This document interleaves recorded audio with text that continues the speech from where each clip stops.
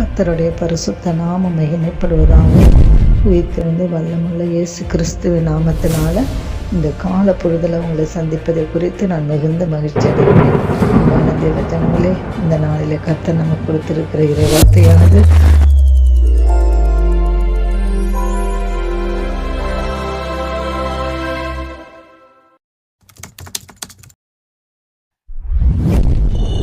உபாகமம் 28 1வது வசனத்தை நம்ம வாசித்து தியானிக்கிறோம். உன் தேவனாகிய கர்த்தர் பூமியில் உள்ள சகல ஜாதிகளிலும் உன்னை மேன்மையாக வைப்பார். மகனே, தேவனுடைய பிள்ளைகளாகி நமக்கு கர்த்தர் வாக்கு பண்ணியிருக்கிறார்.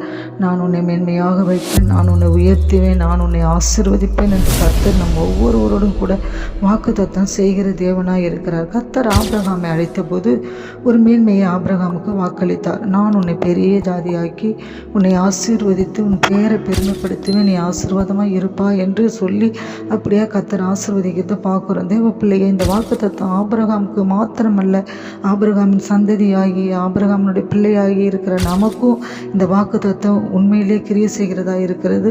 தொடர்ந்து கர்த்தர் ஆபிரகாமை பார்த்து உன்னை ஆசீர்வதிக்கிறவர்களை ஆசீர்வதிப்பேன், உன்னை சபிக்கிறவர்களை சபிப்பேன், பூமியில் உள்ள வம்சங்கள் எல்லாம் உனக்குள் ஆசீர்வதிக்கப்படும் என்றார். தேவ பிள்ளையே, இந்த நாளிலே கூட கர்த்தர் நம்மை ஆசீர்வதிக்கிறவர், நம்ம மேன்மையாக எண்ணுகிறவர்.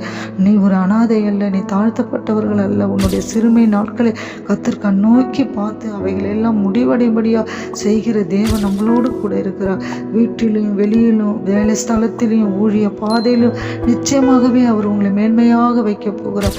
நீங்கள் எவ்வளதோ பாடுகளின் மத்தியிலும் கண்ணீரின் மத்தியிலும் கர்த்தரிடத்தில் விண்ணப்பத்தை அறிக்கை செய்து கொண்டே இருக்கிறீர்களா? கலங்காத பிள்ளையை அவர் சொல்லுகிறார், நான் உன்னை பூமியில் உள்ள சகல ஜாதிகளை பார்க்கலாம், சகல ஜனங்களை பார்க்கலாம், உன்னை மேன்மையாக நான் வைக்க போகிறேன் என்று இந்த புதிய நாளில் கர்த்தர் வாக்கு கொடுக்கிறார். கர்த்தர் வெற்றின் மேன்மையை உனக்கு தர விரும்புகிறார். நீ ஜெயம் கொண்டவனாய் விளங்கும்படியாய் கர்த்தர் உனக்காக யுத்தம் செய்து அந்த வெற்றின் மேன்மையை ஆசீர்வாதமாக்கி கர்த்தர் இந்த மாதத்தில் உங்கள் கரங்களில் கொடுக்க போகிறார். உனக்கு விரோதமாக எழும்பும் உன் சத்துருக்களை கர்த்தர் உனக்கு முன்பாக முறியடிக்கும்படி அவர் சத்துருவை ஒப்பு கொடுக்க போகிறார்.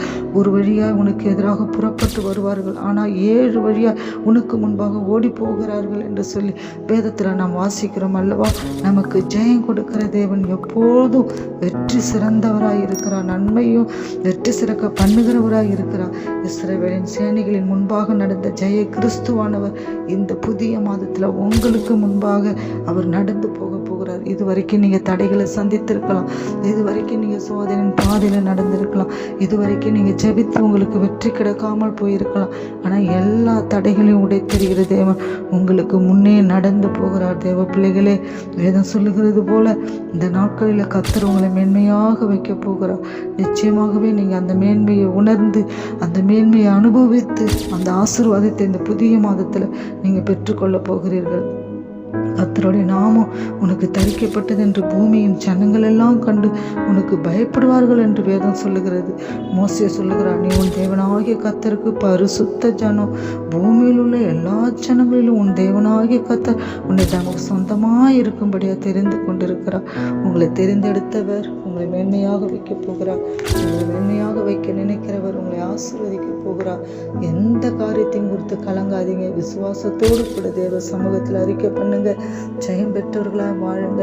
கர்த்தர் உங்களுக்கு மேன்மையான வாழ்க்கையை கொடுத்து உங்களை உயர்வான ஸ்தானத்தில் நிறுத்தி அவர் அழகு பார்க்க போகிறார். இப்போதே கிரியை தொடங்கிவிட்டது. நம்ம ஜெபிப்போமா? கர்த்தாவே, துதிக்கிறோம் அப்பா. இந்த புதிய மாதத்தில், இந்த புதிய நாளில் இந்த வார்த்தையை கேட்குற ஒவ்வொரு தேவ பிள்ளைகளுடைய குடும்பங்களையும் ஊழிய பாதைகளையும் ஜனங்களையும் உடைய கரத்தில் ஒப்பு கொடுக்குறப்பா. பூமியில் உள்ள சகல ஜனங்களை பார்க்கல மேன்மையாக வைப்பேன் என்று சொன்ன தேவன் பிள்ளைகளை உயர்த்துங்க, ஆசீர்வதிங்க, மேன்மையான வாழ்க்கையை சுகந்தரிக்க இந்த புதிய மாதத்தில் பிள்ளைகளுக்கு உதவி செய்வீராக. நீங்களே கூட இந்த வழி நடத்துங்க, ஆசீர்வதிங்க. இயேசுவின் நாமத்தில் ஜெபிக்கிறோம் பிதாவே. ஆமென்.